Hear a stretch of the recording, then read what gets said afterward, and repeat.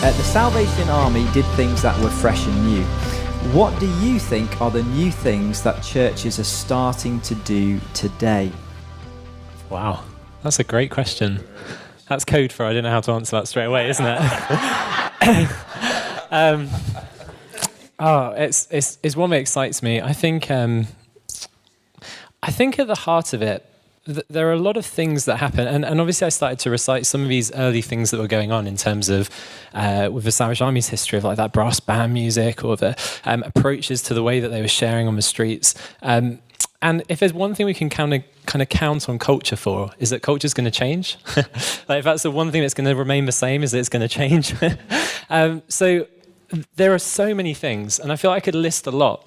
But I think what kind of excites me more is seeing exactly what Hugh's just shared, where there's a change in a culture of a church, going that actually every one of us are called. Every one of us are actually sent into these places, into these worlds, into these mountains, however we're going to describe it or understand it. And we have this mandate. We have this responsibility, this calling to be Christ in those places and to live and be the light. As he said in Matthew, like you are the light of the world, like that imperative that we carry.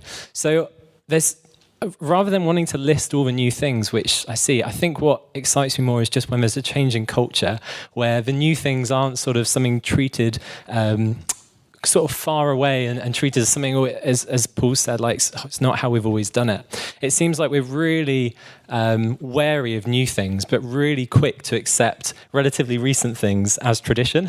So it's like things that have just been very previously come about. We have that as our normality, and that often gets talked in the world of technology, because most of like technology, we define technology as things that were invented after we were born, and you get this split as well between the sort of ages of 0 to 30, where technology is kind of new and exciting, and then 30 plus, very often it can be something that's intimidating and threatening and disrupting the natural order of things, and I think we can sometimes have that tendency in the church where we can see a new thing and want to treat it as like this isn't right, this doesn't fit with how I've done things over the last 30 years. And actually what excites me is church cultures where we go, actually we're open to whatever thing God leads us to, whatever that looks like. It's going to be new, it's going to be different, and see, I'm doing a new thing, God reminds us. So I think it's not really an answer to the question, but I think it's maybe on a deeper way, the culture changing is what excites me and sort of stuff that Paul shared.